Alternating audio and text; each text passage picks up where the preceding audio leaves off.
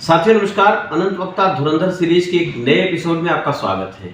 आज बात करेंगे शोभा उपाध्याय जी से। सफल नारी हैं, कई राज्यों से लगातार इनका पाला पड़ा रहा है सामाजिक सफर में। आज उनकी जुबानी उनसे जानने की कोशिश करेंगे, जानेंगे उनके लिए उनकी संघर्ष गाथा क्या है, यानी आज बातें कामयाबी की होंगी। शोभा जी, कार्यक्रम में स्वागत है आपका। दिल्ली में भारतीय जनता पार्टी की और सांस्कृतिक राष्ट्रवाद की भूमिका में एक अग्रणी महिलाओं में आपकी गिनती होती है। डॉक्टर शोभा उपाध्याय के डॉक्टर बनने तक और समाज के लोगों को एक साथ में साधने तक की एक जर्नी आपकी कहाँ से शुरू होती है, ये हमारे दर्शकों को साझा करें आप। मैं चाहूँगा देखिए, जहाँ तक जर्नी शुरू होने का है, मैं एक मध्य प्रदेश के एक नामी गिरामी परिवार में मेरा जन्म हुआ। मेरे पिताजी वहाँ के रिनाउंड जज रहे और बहुत ही हमारा प्रतिष्ठित परिवार माना जाता रहा। मेरे दादाजी मिनिस्टर थे थ्रू आउट। तो मैं ऐसे परिवार में जन्म लिया। पिताजी के साथ साथ हम लोगों ने अपना हर जगह महत्वपूर्ण उसमें रहे। आगे वीआईपी कल्चर हम लोगों को मिलता रहा, पर हमारे पिताजी बहुत ईमानदारी के लिए बहुत ज़्यादा जाने जाते थे। वो किसी से एक रुपया एक पैसा नहीं लेना चाहते थे और उनका नाम था मोस्ट ऑनेस्ट जज ऑफ, उनको रिवॉर्ड मिला था मोस्ट ऑनेस्ट जज ऑफ मध्य प्रदेश। तो हमें गर्व है कि हम ऐसे परिवार से हैं। मेरी माँ भी बहुत धार्मिक रुचि वाली रही हैं। हमेशा रात दिन रामायण मतलब का पाठ करना उनको कंठस्थ याद थी रामायण।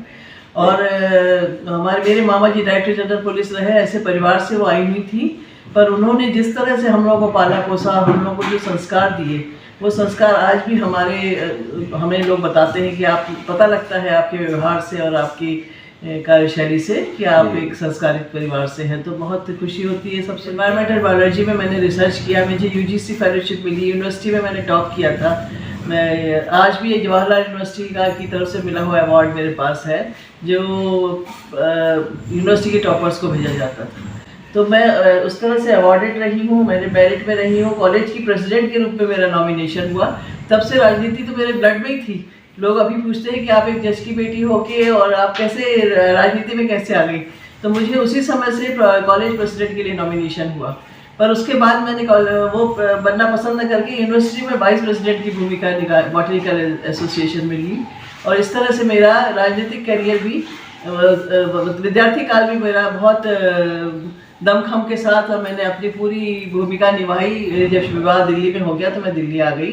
तो मध्य प्रदेश का परिवार था, दिल्ली में आके हम रह रहे थे। तो यहाँ आके मैंने ये टूर्स एंड ट्रैवल मैनेजमेंट का काम किया। टूर्स एंड ट्रैवल मैनेजमेंट में भी मैंने टॉप किया। फिर मैंने टेक्सटाइल डिज़ाइनिंग किया, वहाँ भी टॉप किया। तो मतलब विवाह के बाद भी घर में रहते हुए भी मैं अपना कोशिश करती रही कि कैसे किस तरह से आगे बढ़ा जाए, अपना करियर कैसे बनाया जाए। इंस्ट्रक्टर टेक्सटाइल डिज़ाइनर वो जॉब में करती रही। उसके बाद फिर पति का ट्रांसफ़र हो गया बड़ौदा के लिए। तो मैं गुजरात बड़ौदा में 9 साल रही। वहाँ मैंने शिक्षण का कार्य किया, बड़े बड़े स्कूलों में पढ़ाती रही। क्योंकि बच्चे मेरे 2 बेटियाँ हैं, दोनों बेटियाँ छोटी थीं।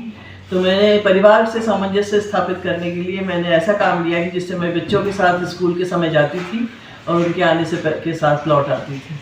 तो अपना करियर को दांव पे लगा के मैंने प्राथमिकता परिवार को दी, पति के करियर को दी कि उनका ट्रांसफ़र हुआ तो उनके साथ चली गई जॉब छोड़ के यहाँ से। और फिर उसके बाद जब बच्चे पढ़ते रहे तो बच्चों के साथ स्कूल का काम किया। हालांकि बड़ौदा में एमएस यूनिवर्सिटी में मुझे बुलाया जाता था। मैं बॉटनी की टॉपर रही हूँ, तो मुझे वहाँ लेक्चरशिप मिल रही थी, पर मैंने उसको नहीं ज्वाइन किया। जाहिर सी बात है, परिवार इसी को कहते हैं और नारी का मतलब ही यही होता है, हमेशा त्याग की मूर्ति। इसके बाद एक वो कौन सा वर्ष था जब आपको भाजपा ने प्रेरित किया, ये भाजपा की विचारधाराओं ने प्रेरित किया कि भारतीय जनता पार्टी के एक कार्यकर्ता के तौर पे आपने स्थापित किया? कब से किया और किस जगह से शुरुआत किया? ऐसा है कि मेरे नाना जी जो थे, नाना जी के भाई, वो भारतीय राष्ट्रीय स्वयंसेवक संघ के बड़े प्रचारक रहे हैं। बहुत बड़ी भूमिका निभाई उन्होंने। राम जन्मभूमि में मुख्य उनकी लेखनी से ही हुआ, जो बाबरी मस्जिद का और राम जन्मभूमि का काम हुआ। उनका नाम रामशंकर अग्निहोत्री था और वो ये पत्रकार भी थे बहुत अच्छा लिखते और बोलते रहे। उन्होंने 5 जन के संपादक थे, हिंदुस्तान समाचार के संपादक थे। तो वो तो हम लोग के जीन्स है, ब्लड में, मेरी माँ के घर का वो संस्कार थी और वो विचारधारा थी। तो हम लोग तो विचारधारा से प्रेरित थे। हमारे हस्बैंड भी राष्ट्रीय स्वयंसेवक संघ से जुड़े रहे बचपन से। तो वो विचारधारा चलती रही। धीरे धीरे मैंने यहाँ भी जब स्कूल में पढ़ाने का काम शुरू किया, बच्चे छोटे होने की वजह से कॉलेज में जाके मैंने स्कूलों में पढ़ाना कर, वहाँ मुझे वाइस प्रिंसिपल और सुपरवाइजर की भूमिका मिली। उस बीच महिलाओं के साथ जो अन्याय हो रहा था, महिला शिक्षकों के साथ, तो मुझे वो देख के बहुत अच्छा नहीं लगता था कि उनसे जो झूठे फिगर्स पे साइन कराया जाता था, आधी सैलरी दी जाती थी, पूरे पे सिग्नेचर देते थे। मैनेजमेंट का मुझे ये इरेगुलरिटीज़ बिल्कुल सहन नहीं होती थी। तो मैंने बहुत बार उनको बोलने की कोशिश करी कि आप ये सब बंद करिए। और मैं बड़ी हिम्मत करके मेरे को सब महिलाएं आगे भेजती थी, टीचर्स, कि आप शोभा आप ही लीड करो और ये सब ठीक करवाओ। तो मैंने मैनेजमेंट से कई बार कहा कि देखिए आप ये सब ठीक कर लीजिए। तो बोले आप क्या करोगी? मैंने कहा मैं बताऊँगी मैं क्या करूँ। बोले हमारा हफ्ता बंधा है एजुकेशन सिस्टम में, आप लोग कुछ नहीं कर पाओगे। मैंने कहा महिलाओं को बहुत हिम्मत दिलाने की कोशिश की कि आप बढ़ के आगे आओ, मैं ये सब ठीक कराऊंगी। तो उन्होंने डर के मारे ना सबको दबा दबा के, सबको जो विसिल ब्लोअर्स का काम किया मैंने। और मैंने कहा ठीक है आप नहीं करोगे तो मैं अकेली करूँगी। मैंने अकेले में जाके महिला आयोग में लिख कर दे दिया कि स्कूल में महिलाओं के साथ इस तरह से उत्पीड़न हो रहा है। महिला आयोग में जो अपनी सदस्य थी तो उन्होंने आगे इसको फॉरवर्ड किया। सारा स्कूल मैनेजमेंट सब घबरा गए, सारे आए मेरे पास कि मैडम स्कूल बंद हो जाएगा, आपने तो बहुत बड़ा काम कर दिया ये हमारे खिलाफ। मेरे खिलाफ नहीं, आप अभी भी सिस्टम ठीक कर लीजिए, सब रेगुलेटरीज कर लीजिए, हम आप ये वापस ले लेते हैं। तो इस तरह से मैंने वो काम किया। मैंने एजुकेशन मिनिस्टर रहे, उस समय कांग्रेस की सरकार थी दिल्ली में, शीला दीक्षित के ऑफिस तक जाके एजुकेशन मिनिस्टर को वहाँ ललकारा कि आपके होते हुए यहाँ पे इस तरह के स्कूलों ने दुकान खोल रखी है। तरह से उस स्कूल का मैंने मैनेजमेंट और सारे जितने पब्लिक स्कूल थे सब में ये 5th पे कमीशन मैंने दिलवाया। मैंने कहा अभी 5th पे कमीशन दीजिए। और उसके बाद सभी महिलाओं को मिलने लगा, सैलरी मिलने लगी, चेक से पेमेंट होने लगा। तो ये मुझे मैं अपना बहुत बड़ा जीवन का ये संतोष मांगती हूँ। परिवार कांग्रेस बैकग्राउंड से रहा आपका जी, आप भाजपाई जी, ये पार्टी के साथ तो कोई बात नहीं है, लेकिन ये तालमेल बन पाना कैसे संभव हुआ? ऐसा है कि परिवार जब कांग्रेस बैकग्राउंड में का जब था उस समय एक बड़ी पार्टी कांग्रेस ही हुआ करती थी। और उसके बाद तालमेल ऐसा रहा कि हमें धीरे धीरे कांग्रेस का स्तर जो गिरता हुआ दिखने लगा। तो मुझे लगा कि नहीं, इस पार्टी से जुड़े रहना ठीक नहीं है। मुझे कांग्रेस के नेताओं ने भी बहुत बुलाया कि आप तो हमारे परिवार से हैं, आप यहाँ कैसे आ गई, आपको चलिए ढोल बैठ बाजे के साथ आपको वापस ले चलते हैं। तो मैंने कहा कि नहीं, मैं तो भारतीय जनता पार्टी। और सबसे बड़ी बात कि जो मोदी जी का आना हुआ, भारतीय जनता पार्टी में भी मैं 2005 से सक्रिय रूप से काम करती रही। अपने अटल जी के साथ थे तब भी उनके साथ उसमें काम करती। अटल जी के भाई ने मुझे पढ़ाया भी था। अटल जी की मैं बहुत बड़ी भक्त थी और मैं जाया करती थी उनसे मिलने, उनके जन्मदिन के दिन उनका स्वास्थ्य पूछने के लिए। एक बार स्वास्थ्य पूछने के लिए बहुत से लोग उनके पास खड़े थे और वो आधी आँख खोल के थोड़ी बात कर रहे थे। तो उन्होंने किसी से बात नहीं की, मुझसे पूछा कि, मैंने कहा बाबू जी प्रणाम। तो उन्होंने कहा कि अरे तुम कब आई? तो सब कहा, देखते रह गए सब कि अरे किसी से बात नहीं कर रहे हैं, आपसे बोल रहे हैं। मैंने कहा मैं तो कहीं यहाँ से गई नहीं, मैं तो आप ही के पास थी। तो इस तरह से वो जो आपस में तार जुड़े थे हम लोग के। अटल जी के साथ तो था ही, अटल जी की विचारधारा से हम सब प्रभावित थे। हमारे परिवार के लोग दूर दूर तक अटल जी का भाषण सुनने के लिए जाया करते थे। तो फिर बाद में जब अटल जी के जाने के बाद जो हमारी भारतीय जनता पार्टी के शीर्ष नेतृत्व अडवाणी जी ने, सुषमा जी ने, जेटली जी ने जो उसकी बागडोर संभाली, उन्होंने भी इस तरह से ऐसा काम किया कि हम सब प्रभावित होकर। और उसके बाद तो फिर मोदी जी आई, हमारे यशस्वी प्रधानमंत्री श्री नरेंद्र मोदी जी के आने के बाद तो सब कुछ बदल गया। इतना विकास का मॉडल आ गया, इस तरह से पूरा विश्व में जो भारतवर्ष का नाम हुआ, उससे तो हम लोगों को समझ में आ गया कि हमने बहुत अच्छा निर्णय लिया है। हमारे आसपास के लोग कहते थे कि कैंडिडेट बाद में पहुंचता है, शोभा जी पहले प्रचार के लिए उस स्थान पे खड़ी मिलती हैं। तो इस तरह से मुझे सम्मान तो पार्टी ने बहुत दिया।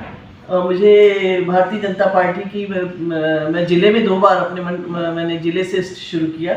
महरौली ज़िले में सचिव मंत्री रही, फिर उपाध्यक्ष रही, 2 टर्म रही। उसके बाद मैं दिल्ली प्रदेश में रही। उसके बाद मुझे राष्ट्रीय महिला मोर्चा में राष्ट्रीय कार्यकारिणी की सदस्य के नाते मुझे पूरे देश भर में काम करने का मौका मिला। उत्तराखंड में बाढ़ पीड़ितों के लिए काम किया। यहाँ पे दिल्ली में मैंने झुग्गी झोपड़ियों में घर घर जाकर उनके साथ भगिनी निवेदिता का वो बना के दिवस मना के हमने दिवाली मनाई गरीब बच्चों के साथ। उसके तहत उसके बाद मैं अपने एनजीओ के माध्यम से भी गरीब बच्चों को पढ़ाने का काम करती रही और महिलाओं की काउंसलिंग करती रही कि डोमेस्टिक वायलेंस से कैसे वो बच सकती हैं, उनको उनके अधिकारों के बारे में बताना। ये सब काम मैं अपने पार्टी के साथ साथ अपने निजी रूप में भी करती रही। पढ़ाना मुझे मेरा पैशन है, तो मैं जब भी कोई बच्चा मिलता है तो उसको मैं कहती हूँ कि अब आओ घर, मुझे कुछ पूछना समझना है तो मैं तुमको पढ़ाऊँगी। तो बिना किसी फ़ायदे के मैं ये काम करती रही। कभी कोई फंड नहीं लिया, कभी कोई राजनीति में भी मुझे कोई सरकारी पोस्ट अभी तक नहीं मिल पाई, क्योंकि पता नहीं क्या समीकरण होते हैं। क्या है कि मैं 10 साल की अपनी सरकार बनने के बाद भी हम लोगों का नाम कहीं नहीं आ पाया कि हम किसी सरकारी पद पे अपना सरकार को सहयोग दे सके, अपना योगदान दे सके। मैं तो चाहती थी कि मोदी जी के कार्यकाल में हम कुछ कर पाए कि हम भी सरकार के भागीदार हैं। कोई बात नहीं, ये इंटरव्यू देख के हो सकता है सरकार को भी सद्बुद्धि आए, कहीं ना कहीं सोचिए, क्योंकि आप जी प्रबल पैरोकार हैं, संस्कृति की रक्षिका हैं। इस तौर तरीके से एक बात, कभी परिवार के लिए आपने शहर छोड़ा, नौकरी छोड़ा, जी, खैर जॉब भी छोड़ा। जॉब भी छोड़ा। मुझे लुफ्थांसा में जॉब मिला था, हाँ। टूर सेंटर मैनेजमेंट में। जाहिर सी बात है, जर्मनी की ताकतवर कंपनियों में एयर लुफ्थांसा है, वहाँ के लिए आपने इस तरीके के छोड़ा, त्याग को किया। उसके बाद भारतीय जनता पार्टी को समय देने के साथ अब परिवार को कैसे समय मैनेज कर पाती हैं?